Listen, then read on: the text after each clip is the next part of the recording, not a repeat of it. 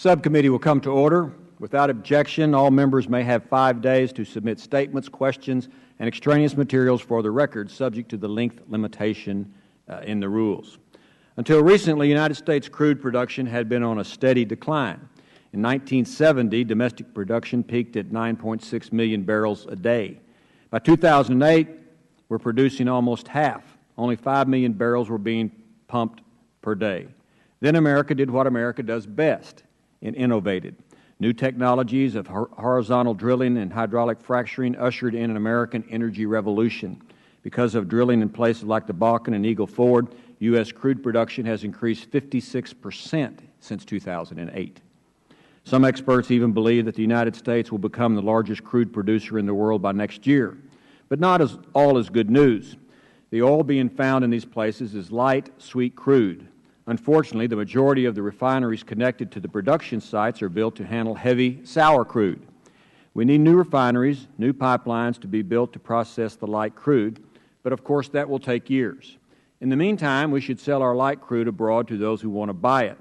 That would bring billions of dollars and thousands of jobs into the economy of the United States. It is an obvious solution for a simple problem. Unfortunately, the Federal Government seems to be in the way again. In 1975, the Energy Policy and Conservation Act was passed, making it illegal to export United States crude. It was at the height of the Arab oil embargo. Congress wanted to insulate Americans from global price shocks and conserve domestic oil reserves.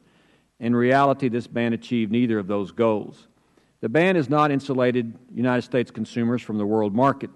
Domestic gasoline prices are largely set by the global crude price, not domestic price, since crude is globally traded commodity.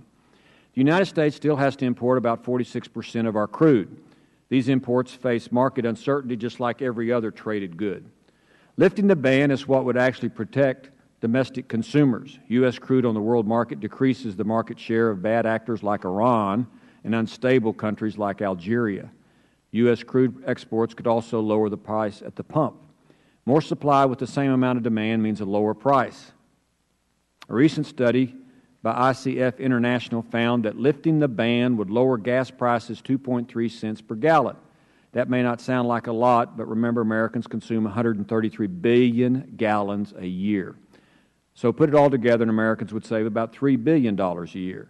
Banning crude exports has not protected domestic reserves, it has stifled them. For producers to want to drill, they have to have a profit or make a profit. The crude export ban has driven the domestic price of crude so low that producers will not be able to make money off the drilling. If something isn't done, economists predict the drilling will slow in the next 18 to 36 months.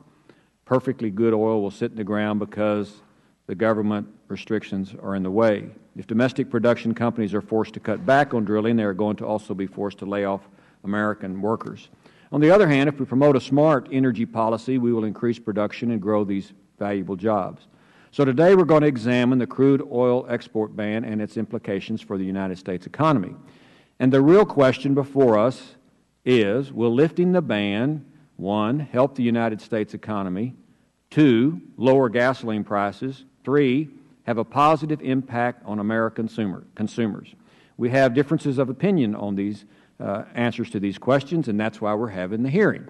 So I now recognize our ranking member from California, Mr. Sherman, for 5 minutes. Thank you, Mr. Chairman, for having these hearings. We've had several hearings on the export of natural gas, both in the subcommittee and at the full committee. I believe this is the first to focus on the export of petroleum. These are dramatically different economic situations. That's because you can ship a barrel of oil most of the way around the world for maybe 1% of its value, whereas natural gas to liquefy, transport, and then regasify, you're talking about 40% of its value. There are some bottlenecks because every barrel of oil produced in the United States, with the exception of some on the Alaska North Slope and 25,000 barrels of heavy crude from California, has to find its way to the U.S. market. And so there could be problems of a short-term nature, and you could see 1% wasted effort as we transport Alaskan crude to U.S. markets, when it might be more efficient to transport Alaskan crude to Asian markets and import more from Africa or the Middle East. As we focus on the possibility of exports, I think a number of questions arise. First, what it will do to jobs, particularly in the shipping industry. We now have a requirement that domestically shipped oil has to be shipped on U.S. flag, U.S. crude, that is to say staffed ships, but not necessarily ships built in the United States. Do we want to go further and require that the ships be built here, and how important is that for our national security to have the infrastructure of U.S. shipbuilding and a merchant marine? We also have to look at whether we can require U.S. ships be used for the export of oil to Asian markets. Another issue that comes up is the possibility of free trade agreements. We already see that free trade agreements with regard to natural gas indicate that it is automatically considered in the national interest to allow exports of natural gas to countries that we have free trade agreements with. Will the same apply to petroleum? Will the same apply to the Trans-Pacific Partnership currently under negotiation? And under those trade agreements, will we be able to require U.S. flagships, ships with U.S. crews, U.S. built ships? To me, the most important thing in allowing export is what will happen if there's a worldwide shortage or a market disruption. Why do we ban the export of U.S. crude? We did it in 1975 because we lived through 1973. And I think that we want to be in a situation where it is both legal and practical to require that U.S. crude be used only in the United States during a period that resembles 1973, when there's a shortage, a market disruption, a boycott, or gas lines from some other source.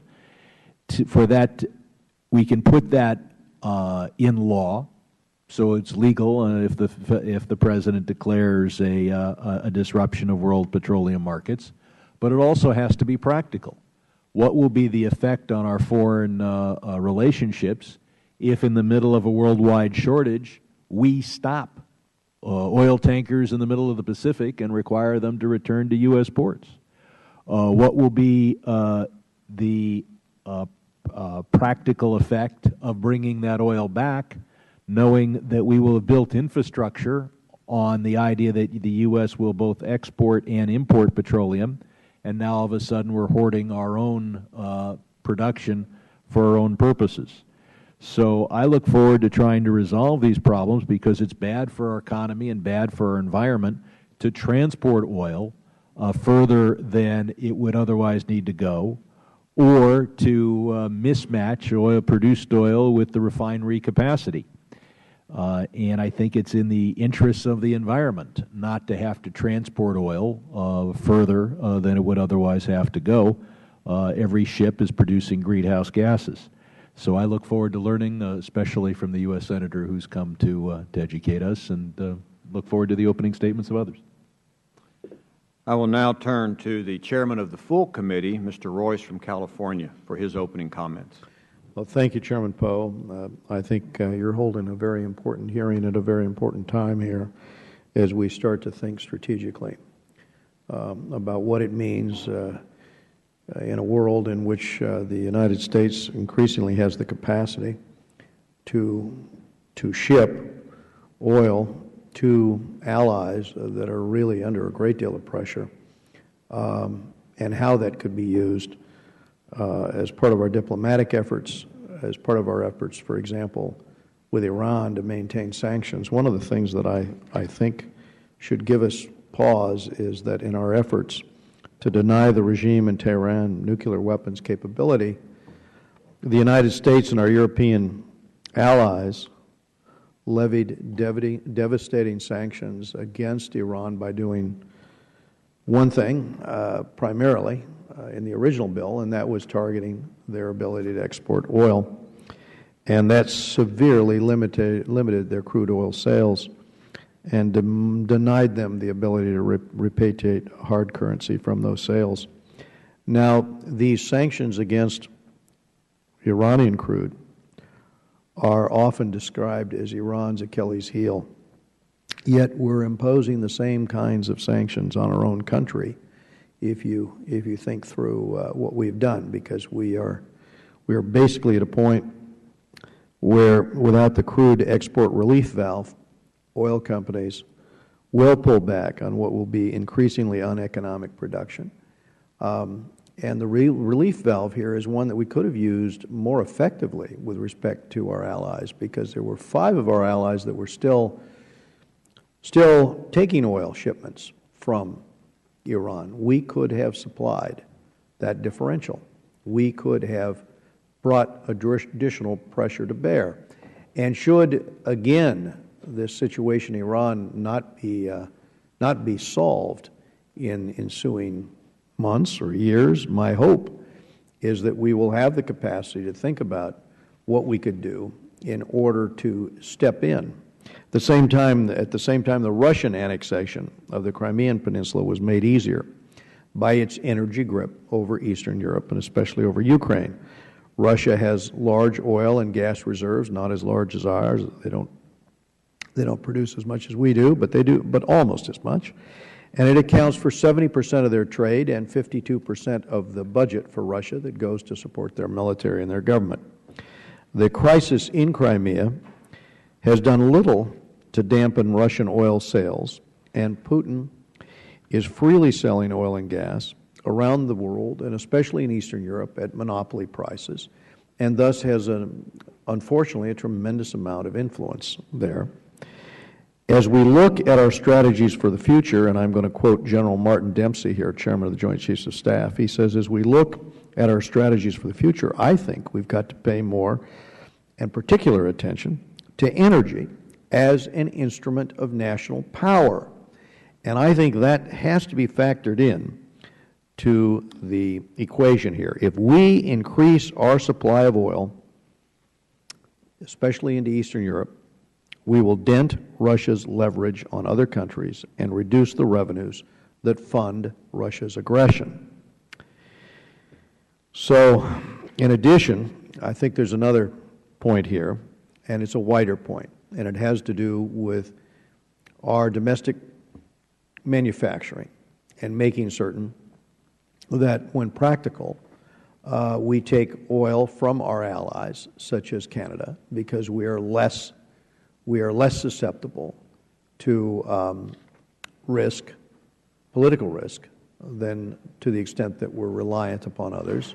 That's reason one. And reason two is because if we don't have that pipeline built from Canada, that pipeline will be built, but it will be built west to Vancouver, and that oil will be shipped to our economic competitor. So I believe the President should also stop blocking that long-delayed Keystone XL pipeline, which would create, I think all of us agree, at least 20,000 direct jobs. There may be a disagreement on the number of indirect jobs. We think it's several 100,000, and would enhance our energy security in partnership with Canada, our closest ally, one of our most reliable allies. And this is an opportunity not to be missed, an opportunity to reduce our vulnerability to political decisions and events in unfriendly countries that are also unstable. Yet our Secretary of State is conducting yet another review, and this one on the national security impacts of the pipeline, which will only further delay the project. So the time is now to end our self-imposed sanctions on energy exports to our allies. America leads the world with our dynamic and innovative energy sector. It's time we let it benefit our economy and our global security interests, and frankly, do something to decrease our deficits, and frankly, increase the Russian deficit right now. So thank you.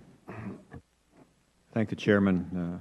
Chair will recognize Mr. Vargas from California for 1 minute in his opening statement. Thank you very much, Your Honor. I appreciate the opportunity to speak. My question really is, how does this affect consumers in the United States?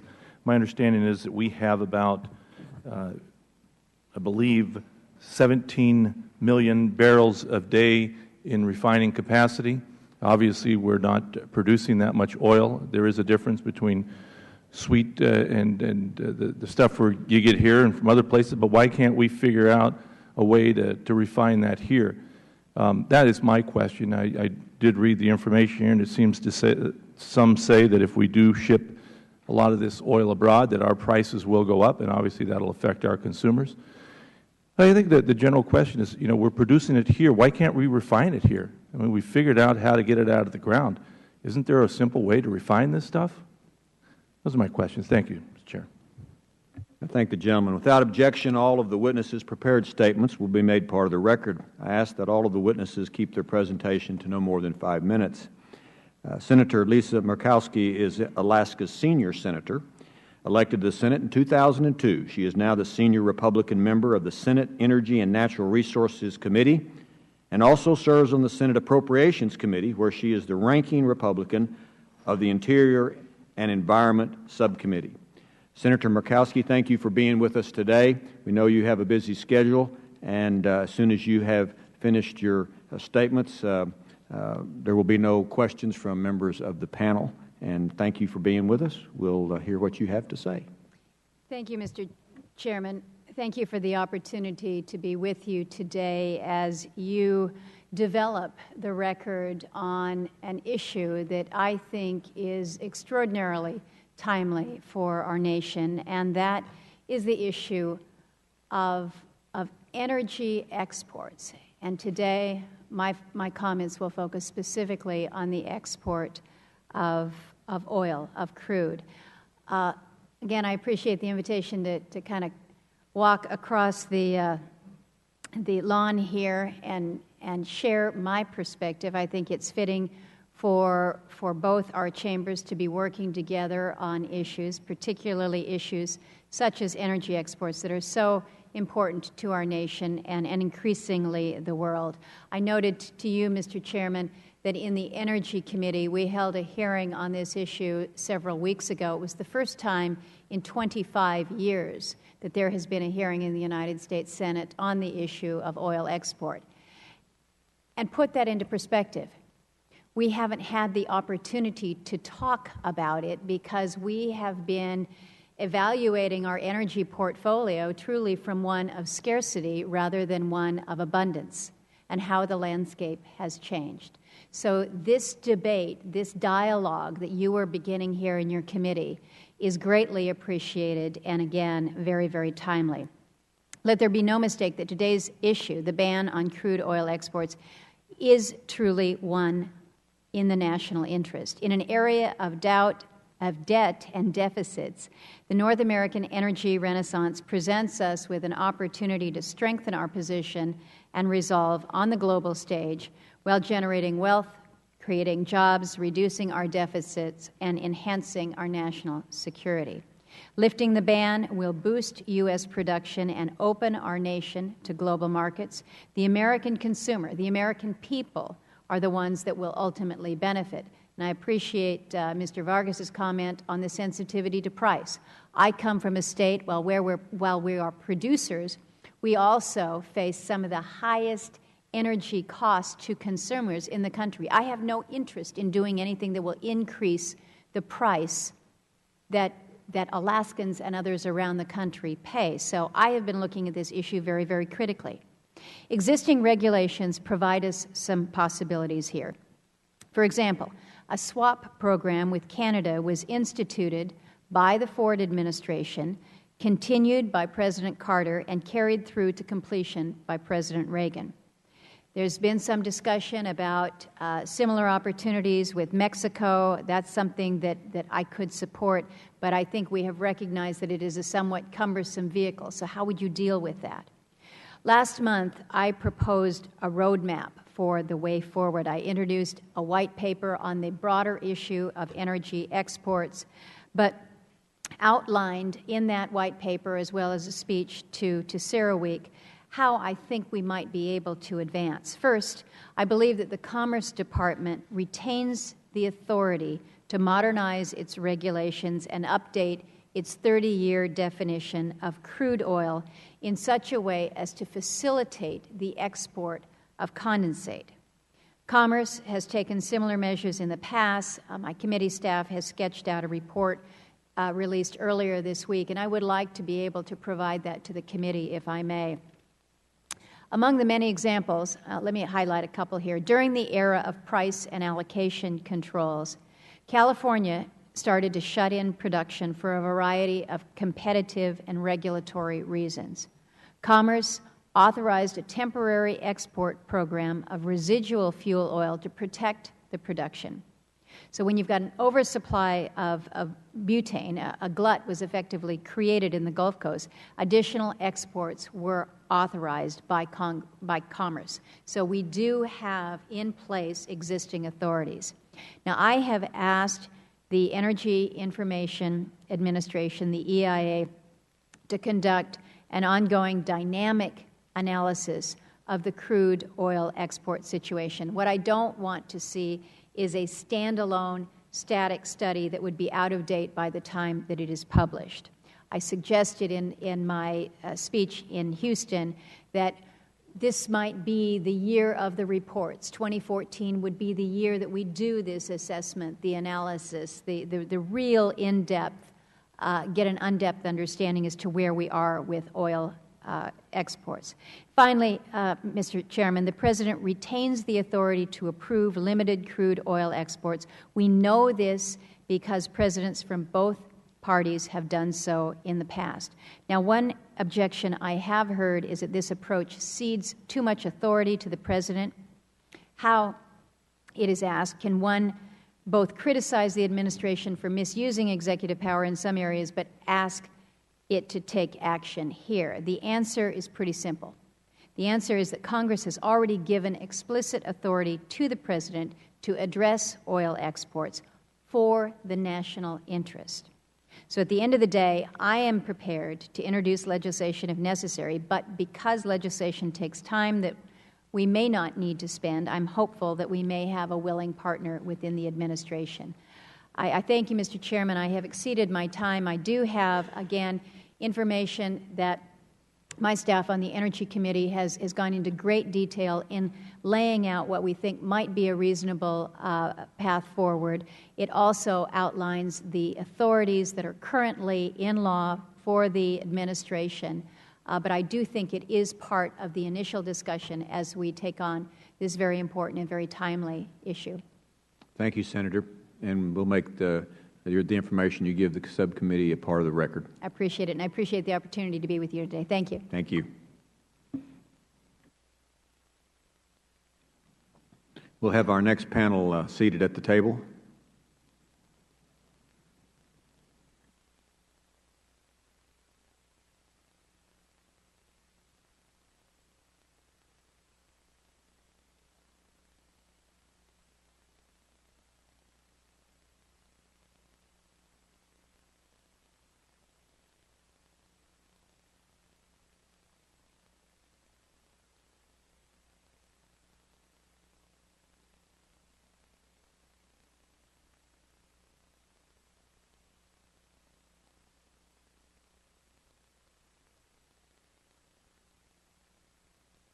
I want to welcome our second panel to this hearing. I will give an introduction of each of you, and then you will be given 5 minutes. We have your written statements as part of the record, so don't exceed 5 minutes or I will gavel you. Mr. Mike Jennings is Chairman and President of the Chief Executive Officer of Holly Frontier Corporation, a major U.S. refinery. He's also Director of Holly Frontier and the Holly Logistics Services. Mr. Jennings served as Chairman, President, and Chief Executive Officer of Frontier Oil Corporation until its merger with Holly Corporation in 2011. From 2005 to 2009, he was Executive Vice President and Chief Financial Officer at Frontier Oil.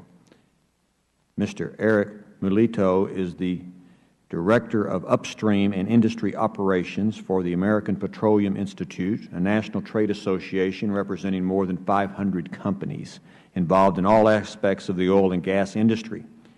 Prior to his current position, he served as Managing Counsel for API, and he's testified before the House and the Senate multiple times. Dr. Kenneth Medlock III is the James A. Baker and Susan G. Baker Fellow in Energy and Resource Economics at Rice University. He's also the Senior Director of the Center for Energy Studies, Adjunct Professor and Lecturer in the Department of Economics. He's also Vice President for the Conferences for the United States Association for Energy Economics.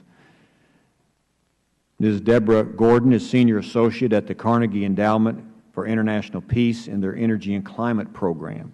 Her policy research focuses on oil, climate change, energy, and transportation issues in North America and globally. Previously, she managed an active energy and environmental consulting practice and served as co-director of the Yale School of Forestry and Environmental Studies, Transportation and Environment programs from 1996 to 2000. I want to welcome all of you here. Mr. Jennings, you have 5 minutes. Thank you, Mr. Chairman. I'd like to introduce myself. My name is Mike Jennings, and I represent HollyFrontier Corporation. We're a domestic independent refining company. We operate 5 petroleum refineries in the Central and Rocky Mountain states. We employ about 2,600 people directly, and indirectly a number that's probably 10 times that many associated with our contracted maintenance work. Our company is a merchant refining company. That means that we buy crude oil from those that produce it. We also have a wholesale marketing strategy, so our products are distributed through convenience stores and big box retailers, none of which bear our name. But our products go out to a market that's in the center of the United States. We produce about 2.5% of the nation's gasoline, diesel, and related petroleum products through our plants each day. As a merchant refiner, the key messages that I hope to convey to the committee today are as follows. Crude oil exports by the United States are likely to raise domestic crude prices and increase retail gasoline prices in the markets that our company serves by an estimated 10 to 15 cents per gallon of gasoline. Crude exports on the part of a country that imports nearly half of its crude oil requirements are, in our view, very unlikely to improve energy security or advance national interest, as we will simply make ourselves more dependent upon crude oil imports as we export our own crude, and we need to be thoughtful about the nations from whom we would be importing that crude. Those with surplus are the OPEC producers and Russia. Third, the U.S. refining and petrochemical sector is a major employer and is making hundreds of billions of dollars of new investments over the next 10 years to increased manufacturing processing capacity along the Gulf Coast and in other places in order to manufacture and convert this wealth of new raw material that is being produced in the upstream. And finally, there are many elements of U.S. energy policy that conflict with free trade objectives, including the renewable fuel standard, presidential approvals for key import infrastructure, the Jones Act shipping requirements, and particularly that RFS. These should be considered alongside any consideration of opening trade to crude oil exports in an effort to make free trade more possible within the U.S. petroleum and products sector. As a merchant refiner, we're intensely aware of the impact of increased production of crude in the United States. We believe that this expanded production has helped in terms of our nation's energy security. But though great strides have been made, the United States remains very dependent upon imported crude. This is not my opinion or the opinion of our company, simply a statement of the facts.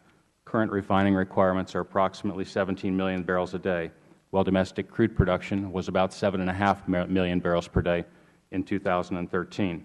That's projected to increase by 1 million barrels in 2014, but we're still at about 50% of our requirements.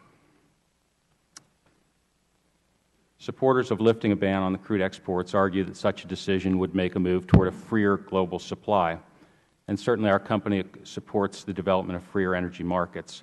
However, we have to be conscious of the fact that the global crude market is not occupied by free trade. It's dominated by OPEC, which is a cartel, and the country of Russia.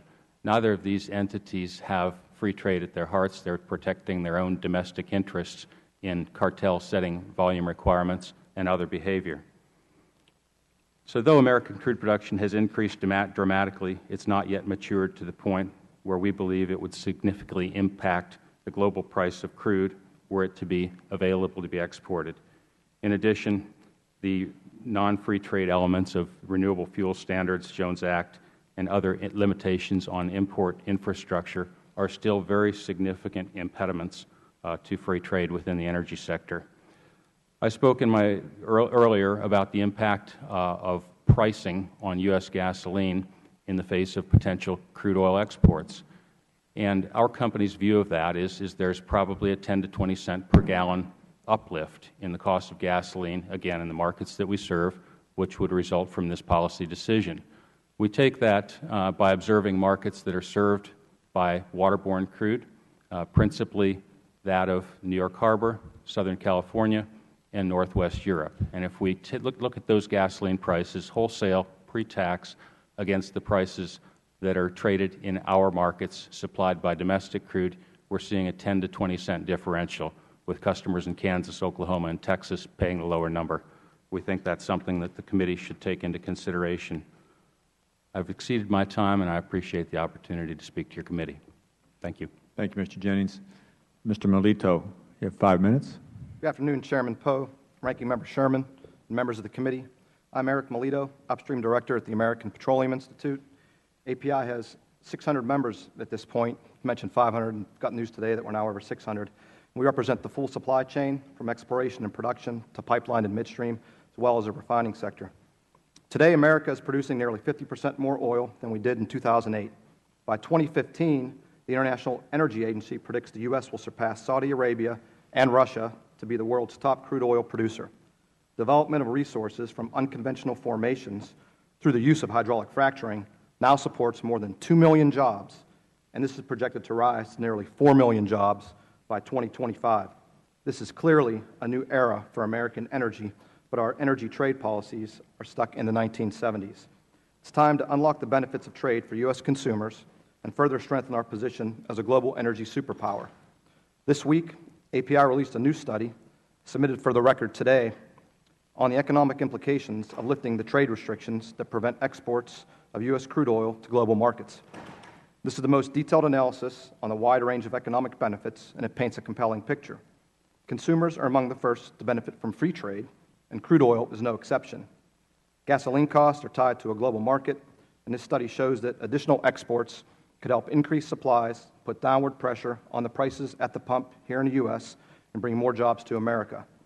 The ICF analysis reaches several key conclusions, which are important to understanding the benefits that lifting the restrictions on crude exports will have on our nation. Among other things, the cost of gasoline, heating oil, and diesel fuel is projected to fall, saving American consumers up to $5.8 billion per year on average between 2015 and 2035.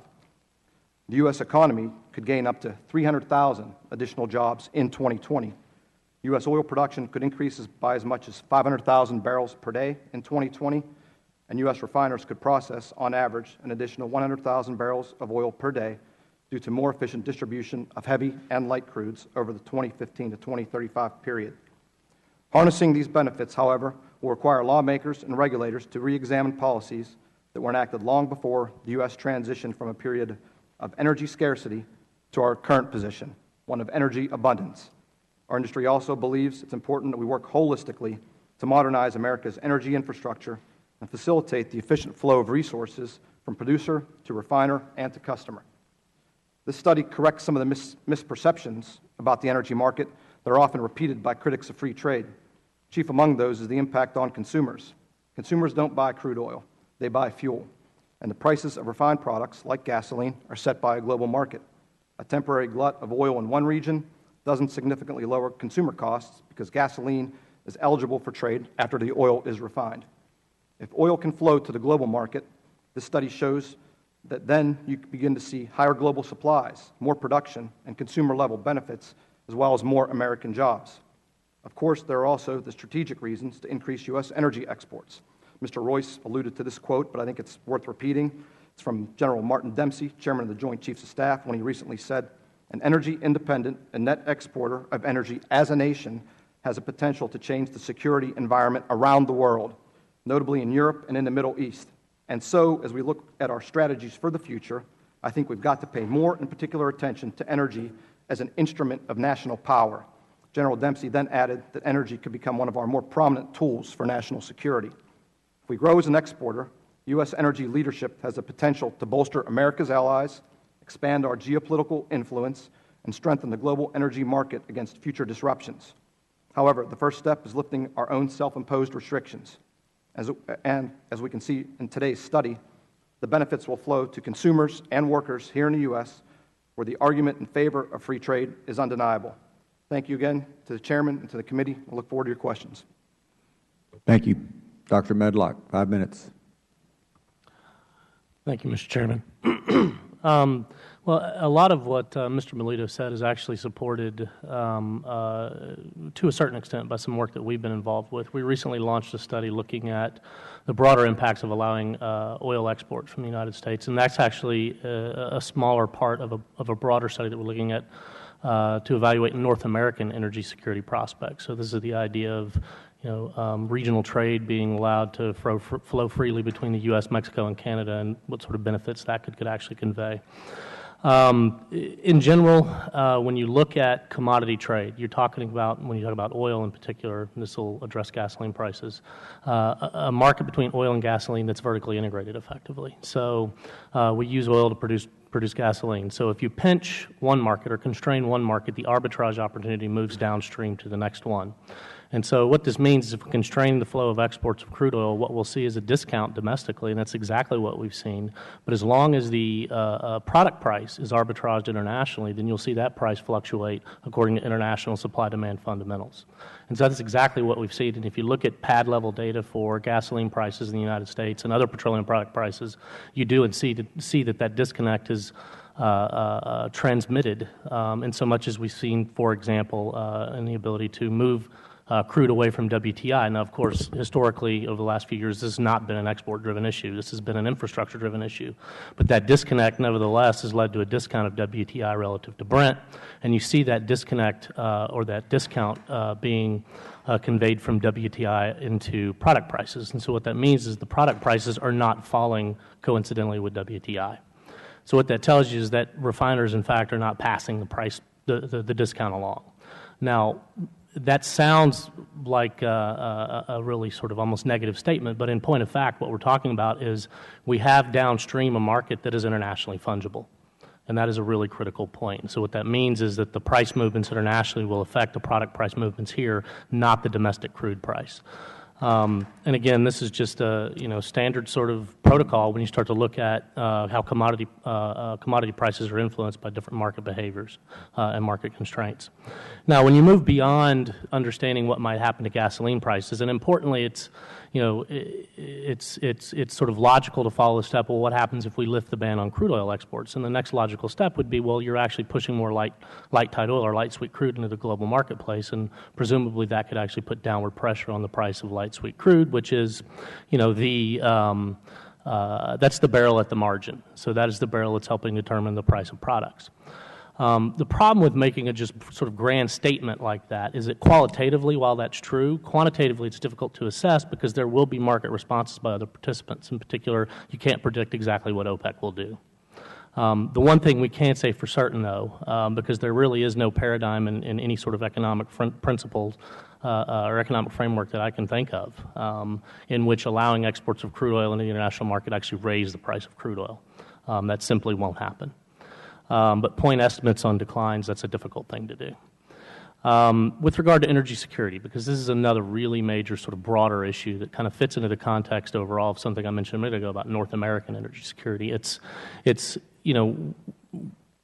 Go back to the 1970s. You mentioned in your opening statements about the acts that were actually passed to sort of ban the export of crude oil.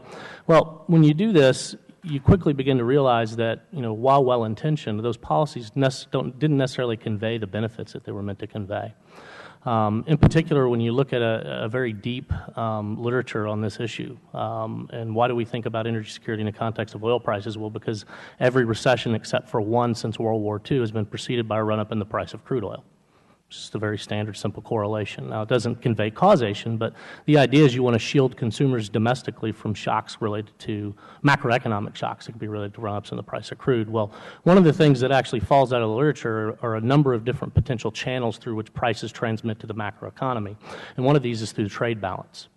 And so if you actually allow for exports of light sweet crude, which is a higher valued crude slate than the heavy sours that we typically import into the Gulf Coast, for example, you're actually giving a net positive benefit to the trade balance, and it actually conveys an energy security benefit, not necessarily an energy security cost. So these sorts of things have to be brought into discussion. These are the kinds of things that we're actually actively looking at right now in order to try to really understand what changing the existing paradigm or the status quo will mean longer term, not only for gasoline prices, but more broadly for U.S. energy security. Thank you. Thank you, Mr. Medlick. Ms. Gordon. Chairman Poe, Ranking Member Sherman, and distinguished members of the subcommittee, thank you so much for allowing me to testify today. In my remarks, I want to talk about three key points: the changing conditions influencing today's oil market, the divide amongst stakeholders on whether to export crude or whether the ban should be lifted, and the need to deal with environmental consequences from oil exports. I explore these issues in greater detail in my written comments submitted for the record.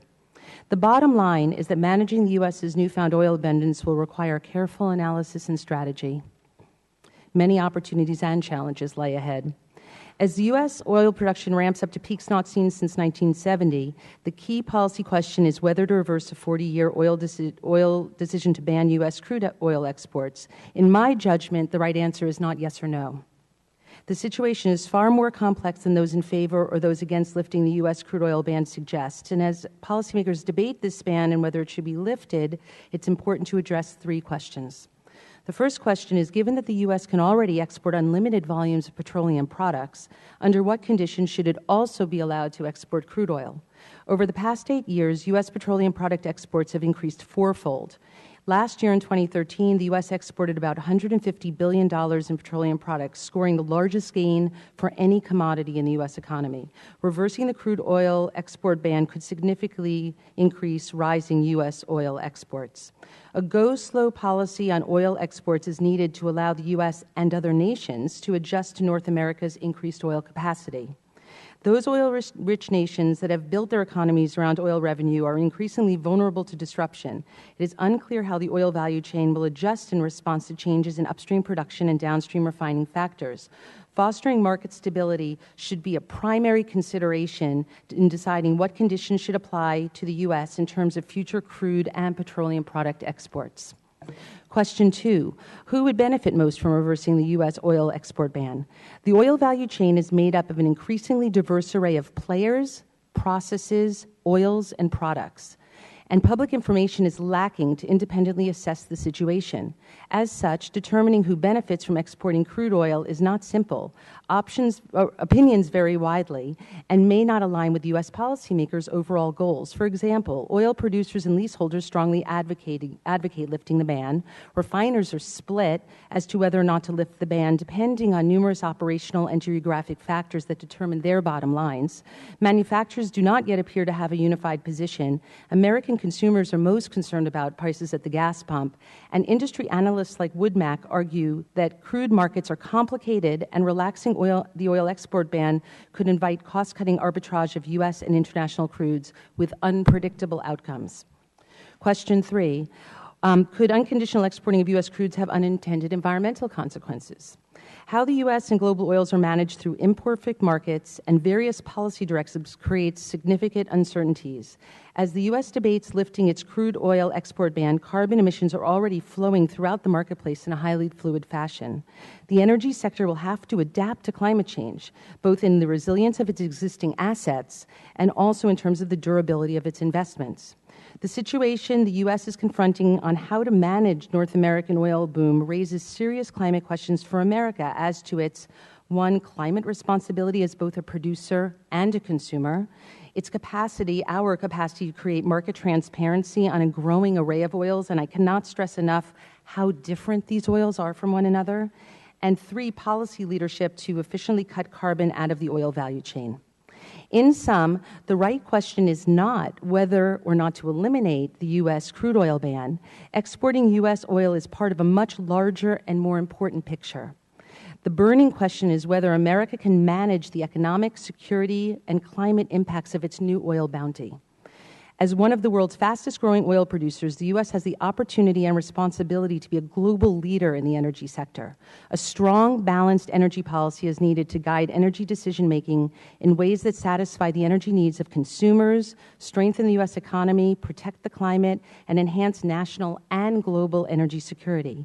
Guided by congressional leadership, a comprehensive policy framework is needed to deliver on a promise of America's new energy abundance. Thank you. I want to thank all our panelists. I'll yield 5 minutes to myself for questions.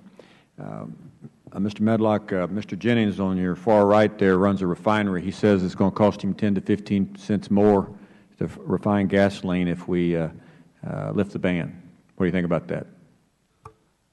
Well, I think undoubtedly if we lift the ban, domestic price of crude will go up, and so that will actually affect the bottom line of any refinery, particularly those that are processing light sweet crude. So the cost to refine crude will certainly rise, but the price of the finished products themselves are still going to be determined in our national marketplace. It's fully fungible because there are no barriers to trade there. All right, let me be more specific. He said gasoline prices at his refinery would go up 10 to 15 cents if we lift the ban. I disagree. And he'd lay off, I forget how many workers. He mentioned a lot of workers. So weigh in on that. And keep it simple, Mr. Medlock. Your testimony is complicated. Well, keep it simple. Fair enough. Fair enough. The issue, in all fairness, though, is not quite so simple. But in point of fact, we export products today, and we see healthier margins today at refineries because not only do we have cheap crude domestically because of the onset of production that we've seen in the last 4 to 5 years. But we also have cheap natural gas, which actually helps the bottom line of refineries. And we also have an excess of refining capacity relative to what we consume because demand today is lower than it was in 2006, 2007, and 2008. All three of those things, coupled with the closure of refineries overseas, have really helped propel the U.S. refining industry into a sort of new paradigm, one in which we're actually exporting as much finished product today as we did just back in 2006, or in terms of what we imported in 2006. So when you look at that and you combine all those factors together, yes, exporting crude oil will raise the price of crude oil to refineries, but those other benefits are still there. So it's not clear to me that refiners will actually be forced to shut down. Their bottom lines will be affected. But whether or not they close and end up laying people off is a completely different issue. Mr. Melito, I have a couple of questions for you. The Chairman mentioned the Keystone XL pipeline and the glut of crude oil coming into the United States. How would that affect any of this, if it would? It's huge. We're looking to have a market in North America that works efficiently together. And a lot of the refiners, particularly in the Gulf Coast, have reconfigured and made upgrades to take on the heavier crudes. That would naturally come through the Keystone XL pipeline from our friendly trading partner to the north. So infrastructure is a very important component of this whole debate, and we need to make sure we're moving forward in a way to capitalize on these infrastructure opportunities because they alone create a lot of jobs. Our country is projected over the next 12 or 13 years to put more than $1 trillion into infrastructure projects because of this oil and gas renaissance. So we shouldn't turn our eye to that opportunity. The Keystone XL pipeline is supposed to come down to Port Arthur, Texas. I used to represent all those refineries. Mr. Weber now represents them all. Amen. But let me ask you another question about the Middle East, kind of a policy, and anybody can weigh in on this. So we lift the ban, so to speak. How does that affect us energy-wise and politically with the Middle East? Because that's, when we talk about the Middle East, everybody talks about making them irrelevant, because of their situation, but they hold a lot of the crude oil we get. Politically and economically, would this affect our relationship with the Middle East? Anybody can weigh in on this. Well, I'm sure Dr. Medlock has some input on that, but one thing I would point to is the need for us as a nation to look at energy security and link it to foreign policy. Those two need to be addressed holistically, and from just a fundamental standpoint, if we are taking down the walls that we have that are right now up along our coast to exports, whether it's LNG, crude oil, we are sending a pretty strong signal to those around the world that we're going to play as an energy superpower like we should. So we're sending a signal, and we're also putting more supplies into the marketplace, in creating a better scenario. The production we've had in this huge increase where we've gone from 5 to 8 million barrels a day has allowed the global market to be able to absorb and have a greater cushion when you're looking at things like Iran sanctions and things like that. So it's a huge benefit to energy security when we're able to push more supplies into the global market. But like I said, I think Dr. Medlock probably has a lot smarter answer than that. And also, Dr. Medlock, while you're answering that question, I've always thought that the United States, Canada, and Mexico, we ought to work together on energy issues, energy independence, energy security, economically. Are we doing that any better than we have in the past? Make it quick if you can, please. Yeah, great question. On the issue of the Middle East, they will never be irrelevant. It's too large an energy exporter into the global marketplace, and we're not the only consumer in the world. So when you talk about a globally interconnected marketplace, they're going to matter no matter what we do. With regard to U.S., Canada, and Mexico, I would say we're not actually optimizing the relationships that we have with Canadians and the Mexicans. And we're presented with some actually new real opportunities. And one of those north of the border would be with regard to the development of the oil sands production opportunities and moving that oil via pipeline instead of by rail or somewhere else where it's actually going to be at a cost disadvantage relative to moving it here. So it's going to be more polluting, which ironically is exactly what is trying to be prevented. So with regard to Mexico, in terms of what's happening with energy reform there's tremendous opportunity to deepen the energy trade relationship with that country, particularly as it begins to open up their upstream sector to foreign investment. Thank you. I will yield 5 minutes to the ranking member. A number of our witnesses talk about energy abundance, quote General Dempsey about how we're going to have world power by being a net energy exporter. I think we're getting a little carried away. It's nice to be producing more, but the chances that we export more petroleum than we import are roughly the same as the Vladimir Putin winning a Nobel Peace Prize. We're talking here about a country that's going to be importing more than it exports for a long, long time to come. I'm going to pose one question for the record just because I don't know if you've come here to, you're prepared to answer it, and that is, we could export 1 billion barrels and import 1 billion barrels, and maybe it'd say, hey, that's about the same. Except it offers an opportunity to play tax shenanigans with both the billion coming in and the billion going out. So what are the opportunities for U.S. energy producers to classify their income as earned in the Cayman Islands or Switzerland on these exports? And could this be a game where we're just kind of moving things around, it doesn't have much effect, except we lose an awful lot of tax revenue?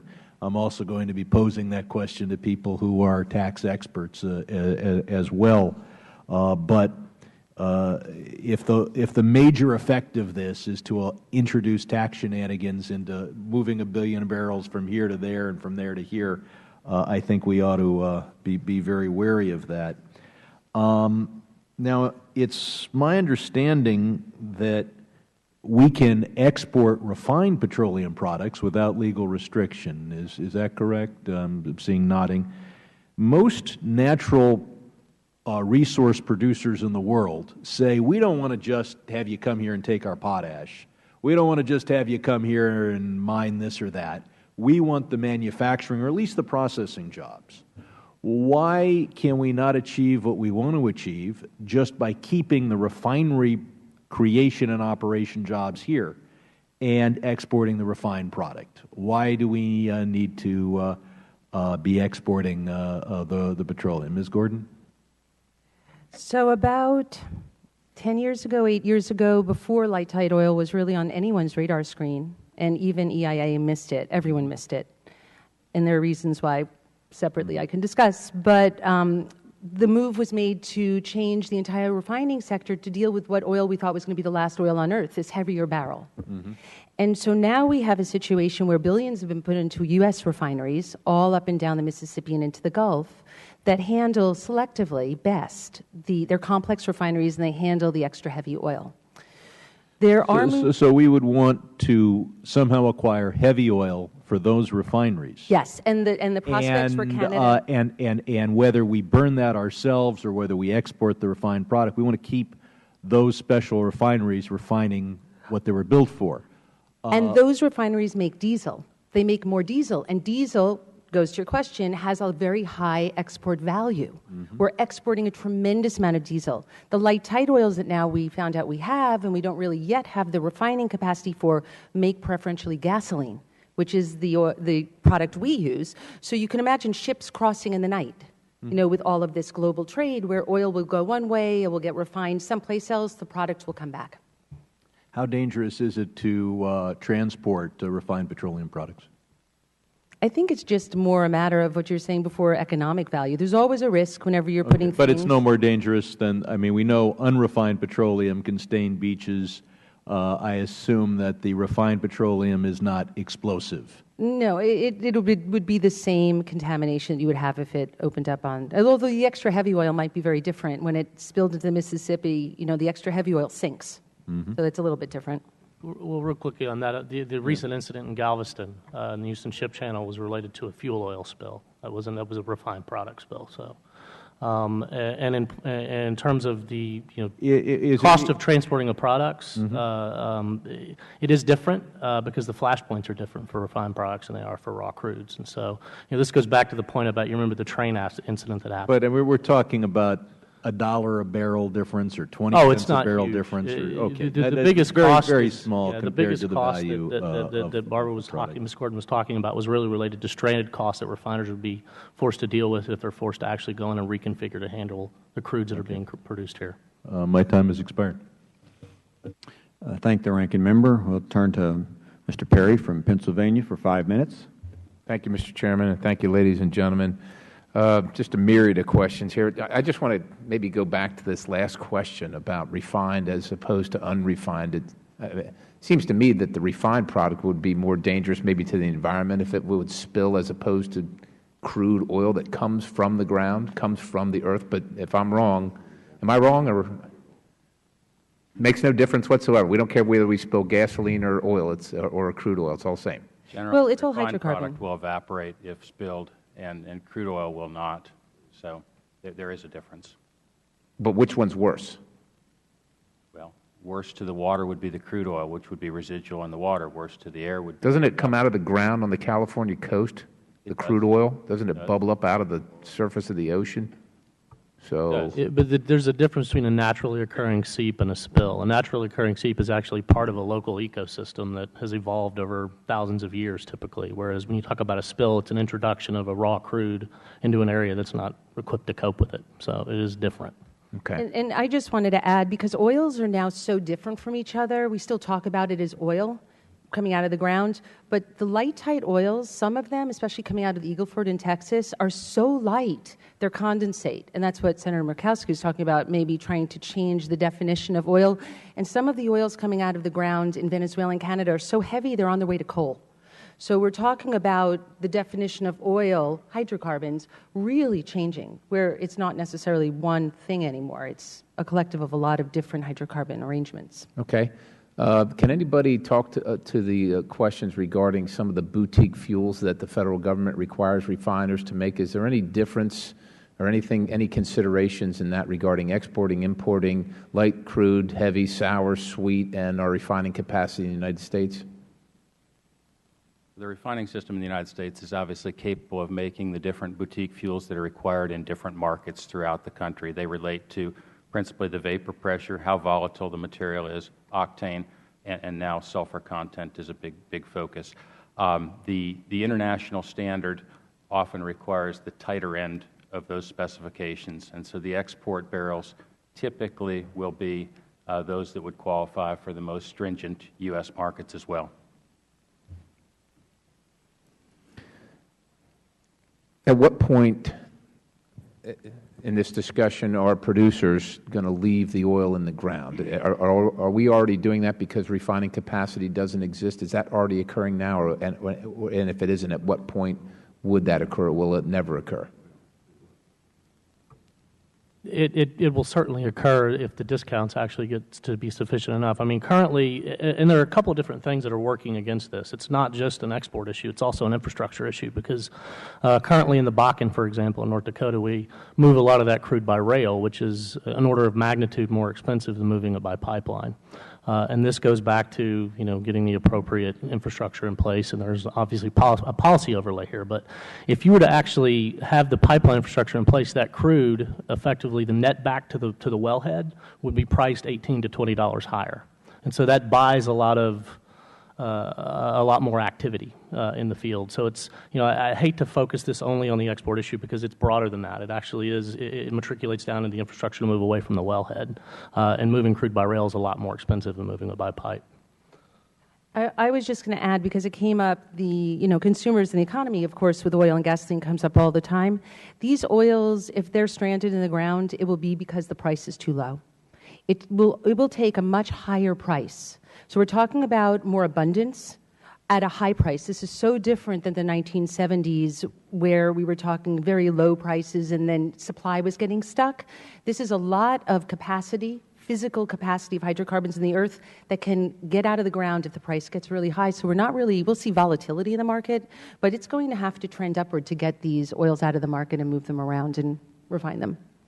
And if I could add, looking at the study we have, it shows that with the lifting of the crude export restrictions, we could see additional production of up to 500,000 barrels. So just put two and two together. That's because there's now an opportunity, because we have a new market to take that product to. But at the same time, that impact on production is pretty significant. You would see those jobs go into places like Pennsylvania, California, Texas, that are heavy in manufacturing and production, not just production of oil, but also on the manufacturing side. So we've got a couple refineries down in the Philadelphia area, Marcus Hook, that were in peril just a year or two ago. If refineries like the ones that you are familiar with, and those in particular in Pennsylvania, had to change around, what would be the time frame to change around to refine the oil that we're talking about coming out of the United States? Well, those refineries are very well suited to the light U.S. crudes that are being produced in the Bakken and other places, the condensates from the Marcellus and the Utica shales. They are at risk in the advent of crude exports, and the reason being, if it can go to the East Coast by rail or otherwise and load onto a ship at the Brent price, they're going to lose access to that advantaged barrel of crude oil. So they're sort of a poster child for reasons to retain that domestic U.S. manufacturing capacity and the security of being able to produce our own refined products versus export it. And this is a very innovative industry, as we know, and that's a fantastic thing, actually. So these constraints lead to changes. BP is building the first splitter refinery in Houston that's going to be able to handle light, tight oils and extra heavy oils. Exxon is building a refinery, a petrochemical refinery in Indonesia that's going to be able to handle the gamut of these oils. So somehow we're going to have to figure out how to manage all of these oils and not just kind of split up, or I would argue against changing the definition of oil, because you're going to have to deal with a whole array of hydrocarbons in the future. Thanks, Mr. Chairman. I yield. All right. Chair recognizes the gentleman from Florida, Mr. Yoho, for 5 minutes. Thank you, Mr. Chairman. Thank you, panel. Appreciate your testimony. Mr. Jennings, you were saying oil price is dictated by OPEC. Is that correct? The OPEC market? Significantly induced. Is it possible for the U.S. to produce enough oil with our allies to set the world oil prices, breaking OPEC's monopoly? I think that would take many years. The U.S. still imports 6, 7 million barrels per day. All right, but if we increased our production along with our allies, it's possible, right? It is possible, yes. Would breaking the OPEC's monopoly stabilize the sharp spikes we see, especially in the Middle East, when you have a ruler or a dictator, they get an upset stomach or gas, and they threaten to close one of the straits there? I mean, would that stabilize the price of oil? Yeah, the Middle East is still producing and exporting 10 to 15 million barrels per day of oil. Even with what we and our North American allies could do, I don't believe in the near future, in our lifetimes, we're going to offset that effect. But it's possible. And if we don't prepare, if I look back to when Bill Clinton was in office and he had the opportunity to build that pipeline, but he said that would take 10 years, wouldn't help us. That 10 years has come and gone by a factor of about 2.5 to 3. We would have had that extra stability in a supply that we do not have today. So if we prepare today, it would be possible in the future, correct? Absolutely. The infrastructure and the production capacity is critical. I mean, if you take the other end of the spectrum, the Canadians are going to solve their own problem, and they'll go east to New Brunswick and off on a boat, or west to British Columbia to China. And we don't want that. And we don't want that. None of us want that. We don't want that. We can't use oil or the petroleum products as a strategic diplomatic tool if we do not update our export oil policies. And I, for one, will support the repeal of this policy to increase the ability for us to export so that we can use that as a bargaining chip. Mr. Melito and Dr. Medlock, do you feel it's possible for us to achieve energy security in the U.S.? I think we're doing that right now with this tremendous advance in production that we're seeing.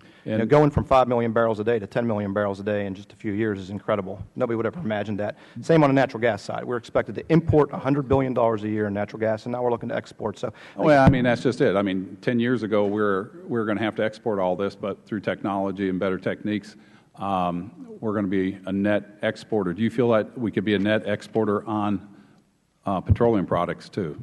We're on our way there as well. If you look at the volume of petroleum refined product that we're moving now, that alone is having a huge dent on our trade deficit. So the refiners are performing at a high level, high capacity, and they're helping us on an energy security front. All right, and moving crude by pipeline is more economical, it's more efficient. That's what you were saying, correct? Yes. Versus rail or truck? It is much less expensive. And if we moved it that way, it would be better for the environment, so we're not driving trains and trucks around, correct? That's correct. So do you see any reason not to build the pipeline? No. Thank you. Dr. Gordon, you said we should go slow at not upsetting the world producers to give them time to adjust. Would an increase in the supply stabilize the price, in your opinion? Microphone, please. Sorry. What's happening in the U.S. is we're the biggest consumer, and now we're becoming a very big producer. So we're in the position of being the only nation on earth that's almost equal parts producer and consumer, which puts us in a very unusual situation compared to everyone else around the globe, which is either much more a producer or much more a consumer. China, Saudi Arabia. So we just have, the go slow is to figure out what this means at home, for us. I think what it means to me is I sleep better at night knowing that we can produce our needs and where we're not dependent as much on foreign oil. And so I think the more we can do that, it would increase our security in the nation, stabilize our markets. Because what I see is I come from a strong agricultural background. Every time the price of oil goes up, and I remember when we were buying diesel for $5 a gallon in my truck, the price of everything went up immediately. And the sharp spikes are what disrupted the economy. If we can stabilize that with a steady supply from our allies to the north, and maybe Mexico, and we can stabilize that here, it'll stabilize our economy. And if we have a stabilized economy, we have an economic engine that we need to protect. Oil will be shipped where it's needed from countries that produce it to those where the market is needed. And if that's the case, I say if we have the market and we have the supply, I think we need to ship it because it'll create tax revenues for this country, and I think America can do it better than anybody else. I yield back, Mr. Chairman. Thank you. Thank the gentleman. The Chair recognizes the gentleman from Arkansas, Mr. Cotton. Without objection, the Chair recognizes the gentleman from Texas, Mr. Weber, for 5 minutes. Thank you. Wow. Do any of you all know what the percentage of plants, there's about 130, 140 refineries across the country. Does that sound about right? What percentage of those refineries are set to do light crude, and what percentage are set to do just heavy crude, and then what percentage are set to do both? First, I want to dispel the myth that it's just light or just heavy. Inside every heavy refinery is a light plant where you're going to not use the full kit. Okay? So these plants can refine light crude, but not on an optimized basis. They don't fully use all the capital.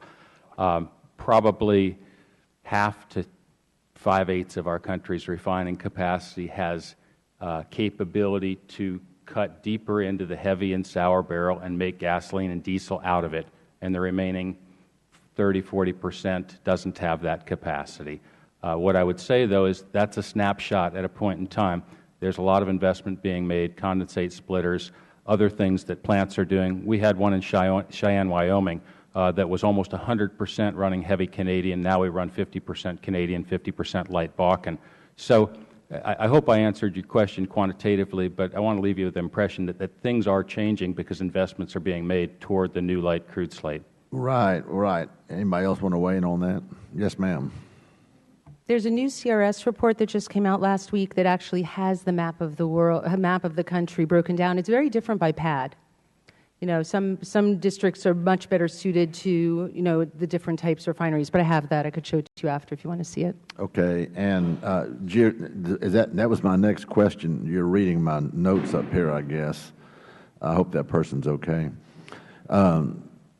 It shows the map of the United States by location. Of course, I'm from the Texas Gulf Coast, as Judge Poe was saying, and the Keystone Pipeline does come into my district. And the discussion you're hearing is exactly correct. We can move oil safer, 99% safety rating via the pipeline industry, and we can produce it in Texas and export it if should the need arise. It's going to impact some of the refineries, Mr. Jennings. I get that. And I'm interested in that percentage. And, of course, I'm interested in what's in Texas and specifically what's in my district. One of you said we have excess refining capacity. And my question is, how much? Currently, the United States is exporting about 1.5 million barrels per day on a net basis of refined petroleum products. We're exporting 1.5 million, but how much refining capacity does that give us? I'm not following. Refineries are running in the low 90s in terms of their capacity. They might be able to eke out 2% additional, so that would be another 300,000 or 400,000 barrels a day. What I would tell you is the refining system is fully utilized, but we are accessing about 1.5 million barrels a day to export markets for refined products. Does that also include the pipeline? I know that we move product back and forth. If we get the Keystone Pipeline approved, does that increase our capacity? That allows us to run different crude oil. It is a crude pipeline as opposed to a refined product pipeline. I got you. And when we're running those pipelines, what we're seeing with the natural gas boom, if you will, we're getting a lot of liquids. You talk about dehydrogenation or what's the word? Hydration, thank you. And so we're seeing ethanes and methanes, we're seeing propanes and butanes, and a lot of that is being able to be taken out. So we also get a side market. This is not just about the crude per se. And if we think that, am I correct in saying that had we been able to have all these pipelines in place and supplying propane, for example, to the Northeast, more so this past winter, that they'd have had a bit more of a comfortable heating season, economically speaking? Is that fair to say? Well, I would be cautious about that because typically you don't build pipelines to peak because then you've got unutilized infrastructure 90% of the time. Propane historically has been distributed by truck, not by pipeline. Well, I know they've got to get it close so that they can distribute it, but that would have helped. But the issue this winter was it was a record cold winter. I mean, that has to be recognized somewhere in the context of this. Right. So. Well, there are those who tell you that the climate is changing, and I agree with that. I think it changes 4 times a year, but nonetheless. And so you wouldn't argue with the fact that people over in the Ukraine would rather be buying our natural gas and conceivably our oil than they would be getting energy from Russia, right? At the moment, yeah, but I think in general they'd just be happy buying something that was low cost and available. As would Japan and some of the others. Yeah. So, all right, well, I will yield back, Mr. Chairman. Thank you. Chair recognizes the ranking member.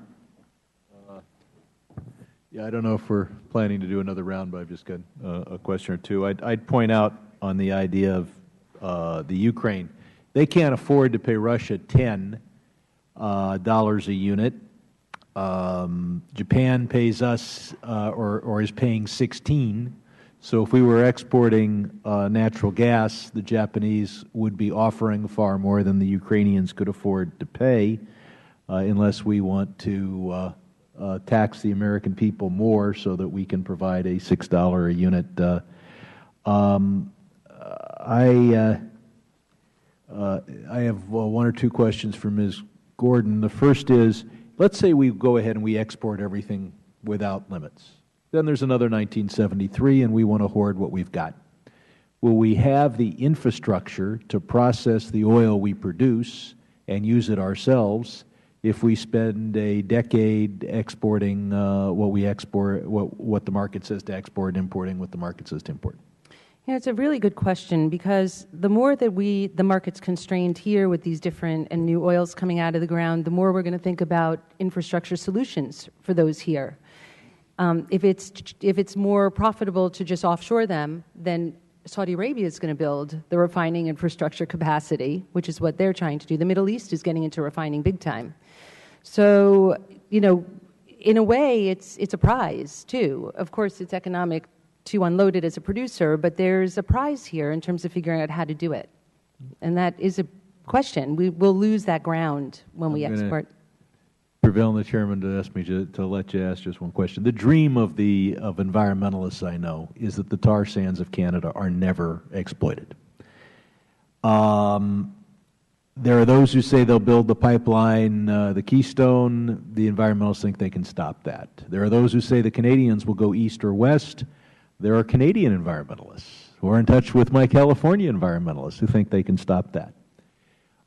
How uneconomic is it to put that Canadian oil into tanker cars, take it on railroads to a U.S. domestic pipeline, and then have it proceed? In other words, if the environmentalists stop the Keystone pipe, stop any pipeline, any Canadian pipeline, and they stop any international U.S. pipeline, can domestic U.S. pipelines bring that oil to market economically, although at lower profits to those who own the tar sands?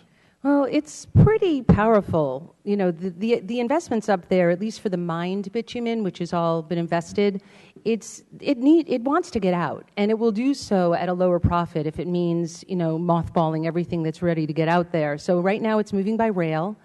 There's, I think it's Valero, can't remember who, someone's put in a variance actually that would take rail bit, which is the slightly diluted bitumen that you put on rail, and then it would just put it right onto a tanker, so it would come through. The variance would be, is this even U.S. oil? I mean, are we just exporting foreign oil out of Texas by putting Canadian oil unprocessed? Bottom line, that Canadian oil, those tar sands will be exploited. If it's inefficiently on tanker cars, it's still more economic than leaving that tar sand in the ground. And do I have that right? Yes, for the mined bitumen, which is about 20% of the resource, because all of that investment's been made. Big question mark for the in situ, the really deep bitumen that they'd have to heat out of the ground.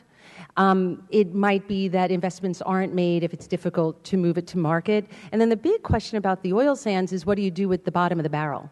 If we could think of a way to get rid of that pet coke, the bottom of the barrel, they really wouldn't be that different from any other oil. It's just that they have a very large bottom of the barrel. The environmentalists I know are opposed to any well, I'll just add a comment to that, you know, as the debate about Keystone has raged, oil sands production has increased. The difference in price to ship crude by rail versus pipeline from Canada to the Gulf of Mexico is only about $6 a barrel, $6 a barrel. That isn't going to go into the producer's decision-making of whether or not to develop incremental oil sands capacity. Thank you.